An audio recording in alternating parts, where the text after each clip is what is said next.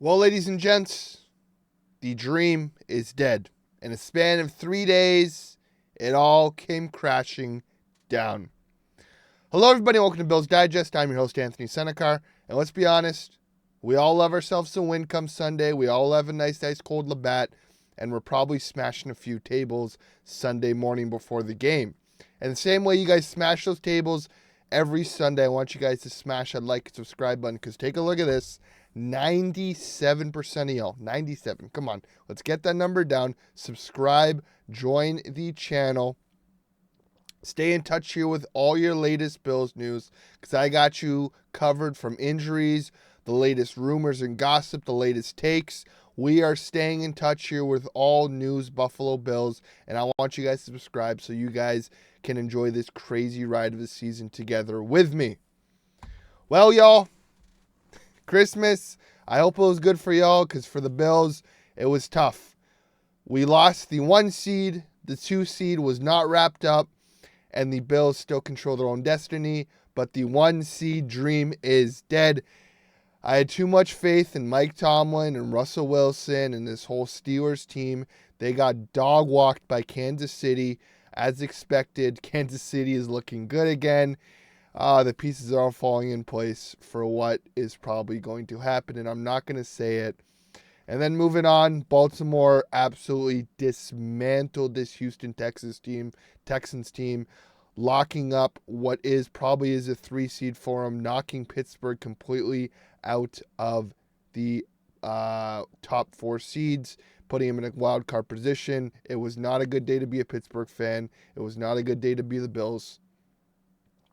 But let's take a look at what the seeding looks like as of right now, because you know what? There are a lot of implications for this Bills seed. Looking like Denver is probably going to come to Orchard Park. Then it will be a Baltimore Ravens against the LA Chargers, and then Houston and Pittsburgh, 2 teams that are both struggling a lot. CJ Stroud is in a bad second-year slump, the sophomore slump that everybody talks about.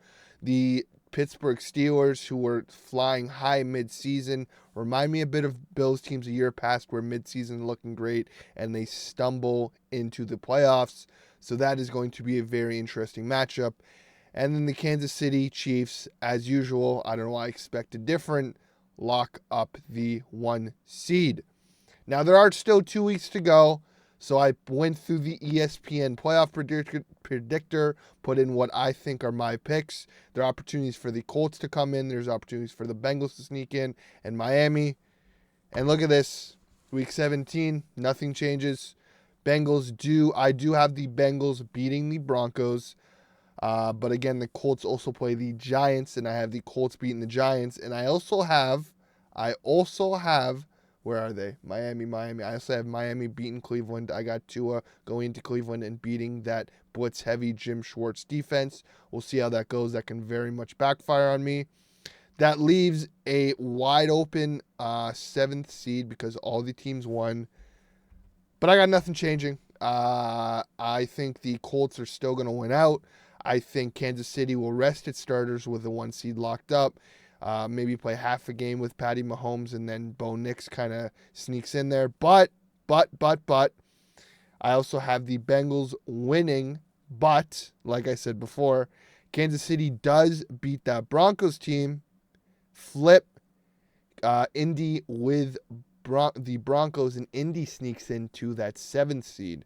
So there's 2 opportunities. There's 2 chances, 2 different teams who the Bills will have to prepare for. I think this right here is probably the final, at least on the AFC side of things, this is what I feel like is the final seeding for the Bills, which would be against a rookie Bo Nix, Sean Payton, who is a Super Bowl winning coach. But I just think Sean McDermott's track record against rookie quarterbacks being at home, the Ralph will be rocking, Orchard Park will be rocking. I think I don't want to say it because every time I say this, it either is a loss or it's a tough game, but I think Buffalo should deal with business against Denver come playoff time, and I think Baltimore will handle business with the Chargers, and I think Houston does handle business with Pittsburgh. leaving Kansas City versus Houston, leaving Buffalo versus Baltimore in Orchard Park, New York. MVP co-favorites, Mr. Josh Allen, Mr. Lamar Jackson, the two best quarterbacks from that 2018 draft. Lamar with his 2 MVPs, Josh with his none, hopefully one at that point. And then, as usual, they did play in the past during that beautiful run in the Bills in that COVID year to the AFC Championship. Taron Johnson does pick off Lamar Jackson in the red zone, which is the game-defying play, a 99-yard touchdown interception that wraps up the game. Lamar does leave the game early with what some think is either a washroom break or an actual injury. He did get knocked out as well, so again, a lot of factors there. But I think a Baltimore-Buffalo game, a rematch of earlier in the season where the Baltimore Ravens did steamroll the Buffalo Bills. There was a point in the game where the Bills did have a bit of momentum. They called that trick play to Curtis Samuel, and momentum's gone, and the game is done. So I think as the Bills, we should be preparing, and as Bills fans, we should be preparing and getting ready to play the Denver Broncos and probably the Baltimore Ravens if they do beat the Denver Broncos, which I am expecting. Again, expecting and it is going to happen are two different things because you never know in the NFL. Bo Nix and Sean Payton can come in and just who knows what happens. The defense, again, needs to shore things up. That base defense needs to get worked on because there is going to be a lot of run-heavy teams in this playoffs. And I think there's going to be a rematch of that Week 4 game. I think Buffalo does end up playing Baltimore.